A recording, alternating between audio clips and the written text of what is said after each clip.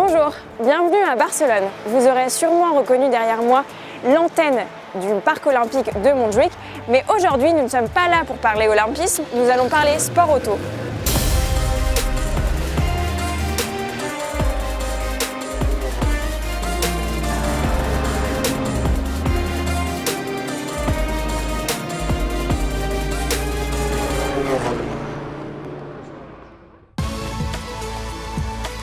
Cette stèle en témoigne. Dès 1955, des courses de moto ont été organisées ici, mais également des courses d'endurance et enfin 4 grands prix de Formule 1. C'est également ici, en 71, que les pneus slicks ont été utilisés pour la première fois en Formule 1. Avant d'accueillir les bus de touristes, le parc de Montjuïc accueillait plutôt les motos, les voitures d'endurance et enfin la Formule 1 à partir de 1969.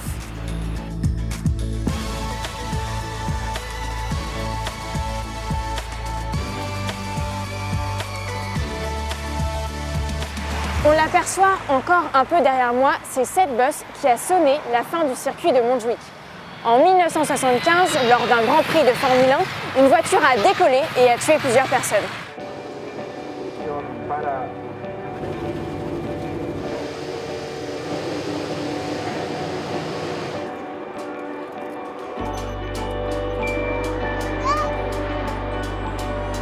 Ce week-end, Peter Otto célèbre l'ancien circuit de Montjuïc sur celui qui l'a remplacé, le circuit de Barcelone-Catalunya. Depuis 1991, ce circuit accueille le Grand Prix d'Espagne de Formule 1 et il est surtout connu pour les essais privés. Pour les puristes, ce week-end, nous emprunterons l'ancien tracé du circuit, celui sans chicane, ce qui permettra d'atteindre des vitesses phénoménales. Allez, c'est parti pour la première manche de la saison.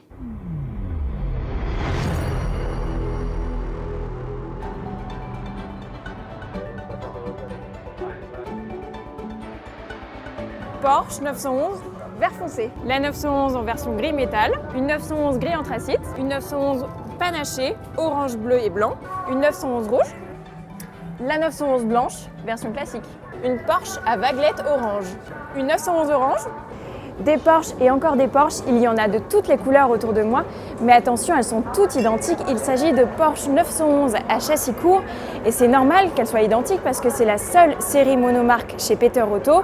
Il y aura donc beaucoup de bagarres en piste parce que tout se fera au pilotage. Je vous laisse les découvrir.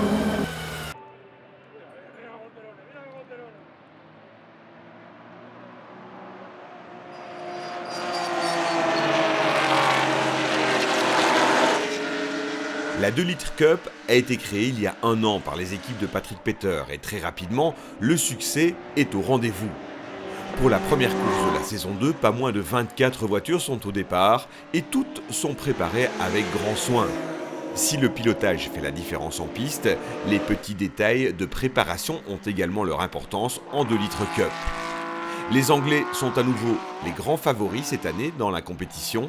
La concurrence s'organise toutefois et c'est tant mieux car cela promet de belles bagarres et de jolies images tout en glisse car oui, une 911 châssis court, ça se pilote en glissade.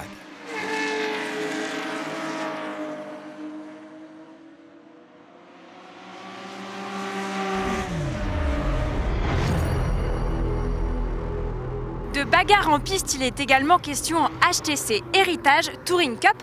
Ce sont des voitures de tourisme entre 1966 et 1984. Ici à Barcelone, des nouveautés étaient en piste. On les découvre ensemble.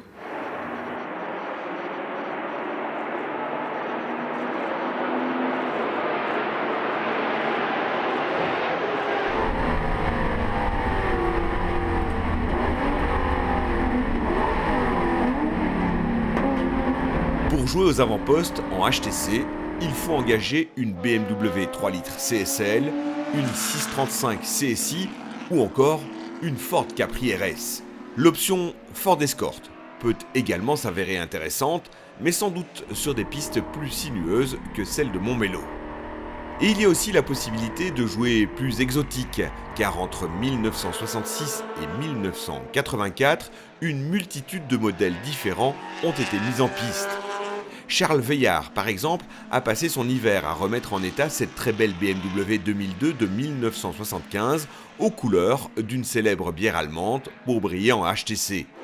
Autre nouveauté dans le paddock de Barcelone, la Triumph Dolomite Sprint de 1976 pour pimenter ce plateau dominé par les Allemands.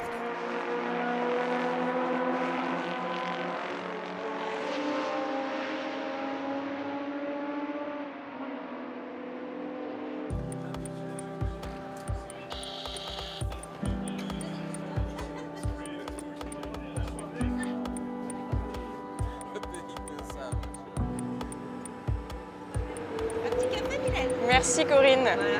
Et oui, c'est comme ça chez Peter Otto, on aime prendre soin des concurrents.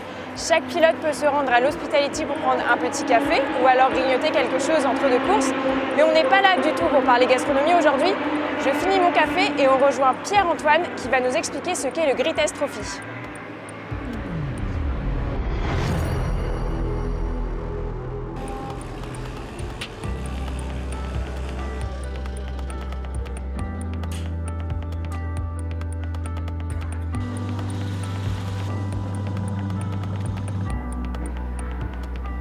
Elle est belle cette voiture, Pierre-Antoine. Elle est très belle, ouais. Elle est très belle comme toutes les voitures du plateau du Greatest Trophy.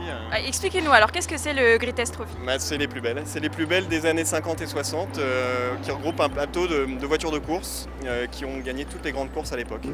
C'est pas insensé de faire rouler des voitures si chères en course? Alors oui, elles sont belles, elles sont chères effectivement. Et non, c'est pas insensé parce que ça reste des voitures de course et il faut qu'elles aient une vie après leur vie à l'époque. Et puis comme c'est un plateau qui regroupe que des voitures qui valent beaucoup d'argent, il y a un respect entre chaque pilote, c'est vraiment une course de gentleman drivers. Est-ce que ces véhicules peuvent prendre de la valeur en participant à des courses historiques? Il n'y a que le temps qui pourra nous le dire parce que la valeur des autos elle a été très fluctuante sur de nombreuses années, mais c'est sûr que c'est une ligne de plus à leur palmarès et c'est une vie qui continue. Donc ça peut effectivement ajouter de la valeur dans un futur assez lointain. Je vous avoue, Pierre-Antoine, que cette Maserati 300S, c'est un peu mon coup de cœur du plateau. Ouais. Et vous, si vous deviez en choisir seulement une, ce serait laquelle?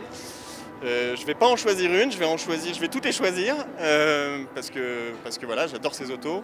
Mais c'est vrai qu'on a ici on a une 250 GTO par exemple, qui est une voiture incroyable, qui a tout gagné à l'époque et qui gagne encore aujourd'hui. Et c'est une voiture, il y en a eu 36 de fait dans le monde, donc voilà, ce serait peut-être mon choix, ce serait ça. Merci d'avoir répondu à nos questions. Merci à vous.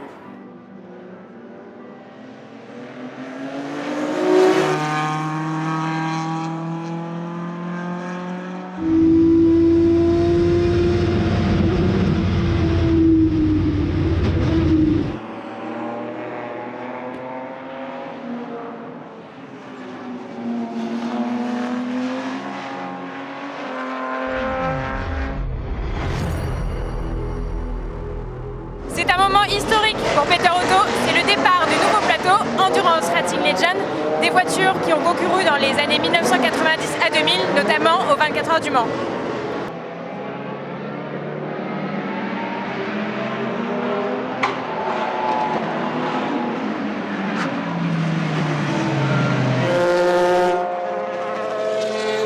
Un joli plateau était au départ de cette toute première manche historique de l'Endurance Racing Legend.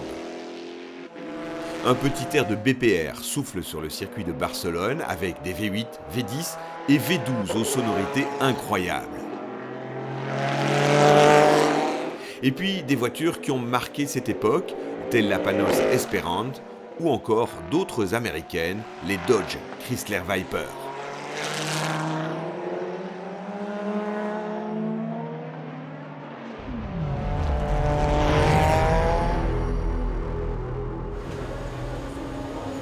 Le classique Endurance Racing, c'est l'essence même des séries Peter Otto. On est dans l'ADN des courses d'endurance actuelles. Dans les deux plateaux CR, on peut voir des GT qui côtoient des protos ouverts ou fermés et on trouve également des perles rares comme cette Ferrari 512M de Carlos Monteverde. Regardez le nom de l'écurie, Scuderia de Montjuic. On est dans le thème, non? Destinée étonnante que celle de cette Ferrari jaune qui, dans l'Espagne franquiste, était préparée ici en Catalogne et se permettait de signer la pole position aux 24 heures du Mans devant des voitures d'usine. Les courses de CER parlent à tous ceux qui un jour ont ouvert le grand livre de l'endurance et sont tombés amoureux de ces voitures proto ou GT plus belles les unes que les autres et aux formes très variées. Bobby Rahal, Brian Redman sur les flancs, et ces deux noms évoquent des souvenirs à tous les connaisseurs, que ça soit au Mans ou en IMSA et à Daytona en particulier. Les Américains ont d'ailleurs piloté cette Lola T600, une voiture rare, ou plutôt un monstre propulsé par un moteur Chevrolet de 6 litres et qui, ici à Barcelone, était entre les mains de l'expérimenté Philippe Chemama. La T600 est un des premiers protos à effet de sol. Elle est le dernier maillon de la chaîne avant l'apparition des groupes C.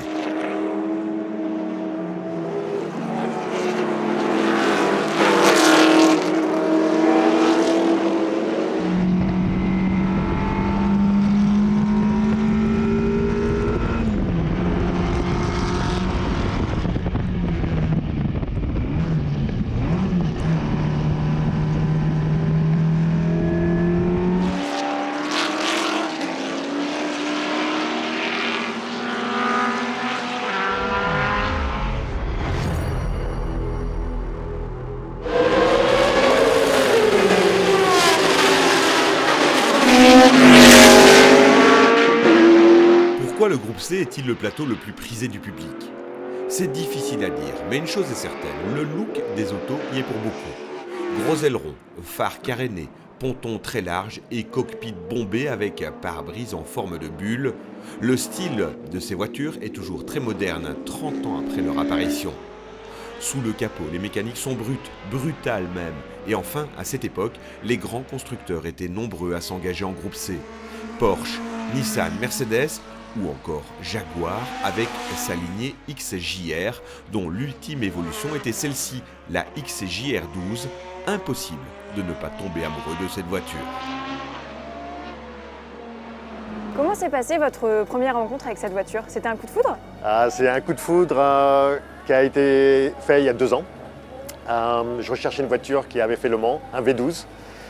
Jaguar V12, les voitures qui ont gagné fin des années 80. C'est la dernière évolution du V12 Jaguar. C'est un moteur 7 litres 4 et avec un bruit absolument exceptionnel et ça donne des frissons. Voilà.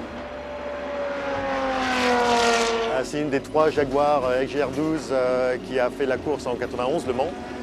Elle a fini 4e. Les pilotes de l'époque ont perdu pas mal de temps en fait, en 2 sorties de route.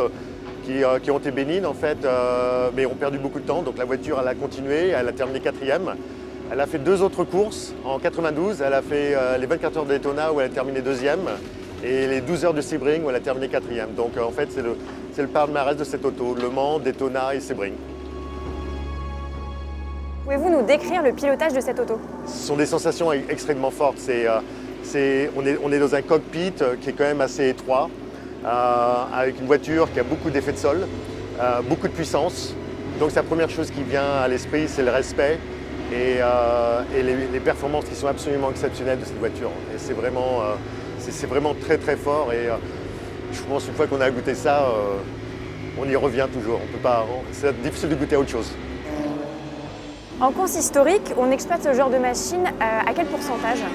Alors bon, moi je suis un gentleman driver, la voiture est pratiquement conduite par mon pilote expérimenté Alex Müller. Donc lui, je pense qu'il est à 95%. D'ailleurs, l'année dernière au Mans Classique, il a fait la pole position avec cette voiture alors que c'est la première fois qu'il avait roulé avec. Bon, je dirais que je suis à plutôt 85-90%. Et ça suffit. Les sensations sont déjà très très fortes. On n'en doute pas. Merci beaucoup Yvan. Merci beaucoup Mylène.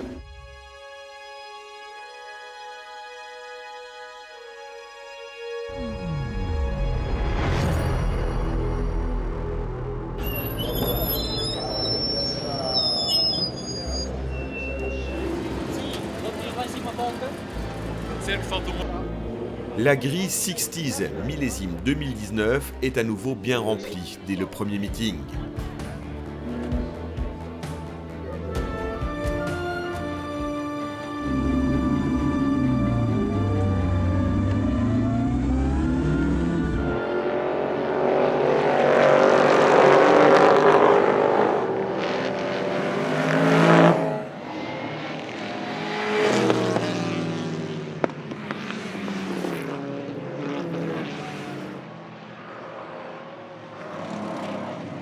Empocher la victoire en 60s, c'est un must pour tous les pilotes engagés.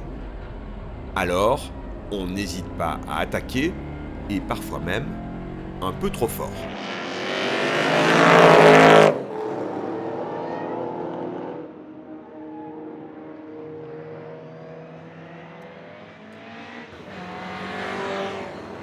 se trouve pendant la course des 60s Endurance. Cela fait 1 heure que les voitures roulent et il est parfois temps de changer de pilote.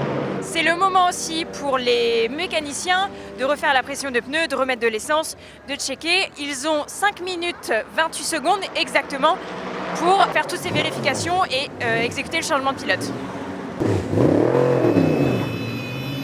Et c'est reparti pour 1 heure de course. En fin de journée, dans certaines portions du circuit, les pilotes prennent le soleil en pleine figure. Le pilotage est délicat et rappelle à bon nombre les courses de 24 heures auxquelles ils ont participé.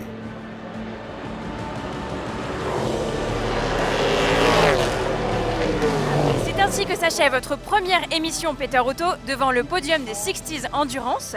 Si vous avez aimé la vidéo, n'hésitez pas à liker ou commenter. Tous les résultats du week-end sont disponibles sur notre site internet. Et moi, je vous donne rendez-vous le 29 avril au Grand Palais à Paris pour le départ du Tour Auto Optique 2000. À bientôt!